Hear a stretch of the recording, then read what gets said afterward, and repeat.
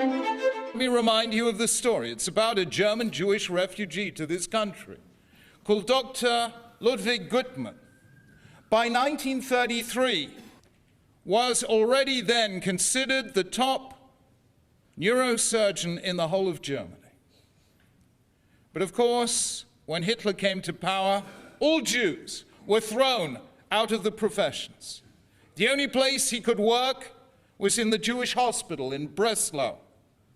It was there 5 years later, on the day after Kristallnacht, as mobs were roaming Germany attacking Jews and gathering them to send them to concentration camps, that Dr. Gutmann told the hospital staff to admit any Jew without question, and that day he saved 60 lives. But in 1939 he had to leave and come to Britain, where his extraordinary skills were immediately recognized, in particular his unique expertise, which dated back from one of the first patients he ever treated in 1917 in treating paraplegics, people with injuries to the spinal cord. In 1943, he was asked by the British government to set up the National Spinal Injuries Centre at Stoke Mandeville Hospital in Buckinghamshire, the first of its kind in Britain. And the film was about his time there from 1944 when it opened until 1948. And what a story it tells. When Gutmann arrived, it was assumed that since paraplegics were incurable, they had to be sedated and kept bedridden and left to die. The mortality rate in those years was 80%. There were few survivors, they were seen as incurable, they were useless, hopeless cripples, there was no encouragement to them to return to normal life, and life expectancy after becoming a paraplegic in those days was 3 months. And that was the accepted practice. They were sedated, bedridden, and left to die. And Gutmann said, no, these are human beings with a life ahead of them, not just a life behind them. There's no reason why they shouldn't work, marry, have families, have excitement, have happiness, have life. And so the film tells of how, with sheer will and determination and genius, he wrote them B'Sefer HaChaim, in the Book of Life. He began by reducing their painkillers because they were keeping them bedridden and immobile and only semi-conscious.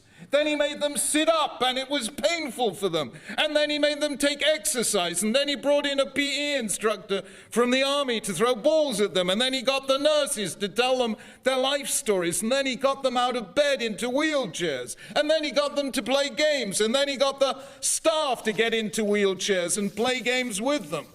And you see throughout this film, these people come slowly back to life again and find passion and the strength to dream and the courage to hope.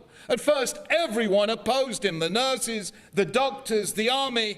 They thought he was mad. They thought he was attempting the impossible. In one scene, one of his fellow doctors accuses him and calls for him to be disciplined. Can't you see, he says, they are moribund, they are cripples. They're never going to walk. They're never going to lead a normal life. Leave them to die. Who do you think they are? Well, where do I start? What is the point of it? Wheelchairs racing across the lawns and croquet and... Only javelin and archery this year. This year? You must have heard about the Olympics in London, yeah? Bloody hell. Why not? Because they're cripples. Not in the Olympics themselves, alongside. Parallel too. For now. He is mad. You know they call him Popper, don't you? That's how much respect they have for him. How many patients will be attending? Perhaps 15? The national games will be a laughingstock. National implies the best. The national cricket team, the national rugby team. What are these people the best of? The best of men. For God's sake. Yes, indeed, Mr. Cowan. For God's sake. I find this interrogation insulting. Gentlemen. He'll be shipping in a bloody brass band next. We've already had the windmill girls. What is it that so offends you? Yes, that's the word. It offends me. It does. This is a hospital. We have respectable people here visiting sick relatives. We have children visiting their parents. I don't understand. It's not pleasant. I'm sorry, but it's not. People in wheelchairs, withered limbs, damaged bodies. Now I understand. We hide them away. Is this it? Is this what you say? Corporal Bowen, with a bit of humor as a wife who loves him? Corporal James, with a longing to teach history? Davy Darkus, who plays the baboon like an angel?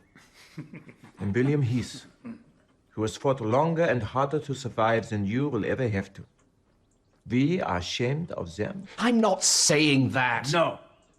You are not honest enough to say it. Gutman realized that sport was the thing, and he developed from a local competition to a national competition to, in 1948, the first international competition, a parallel Olympics, and it kept going until 1960, when the first Paralympic Games took place in Rome, and this year it became the biggest ever with 4,200 athletes from 164 countries. And his daughter, Eva Lofer, became the mayor, is the mayor right now of the Athletes' Village. And this year, everyone who watched those games realized what a transformation this one man had brought about in the way we regard people who are handicapped and disabled. One man changed the world for a whole group in our society, for a whole group in every society.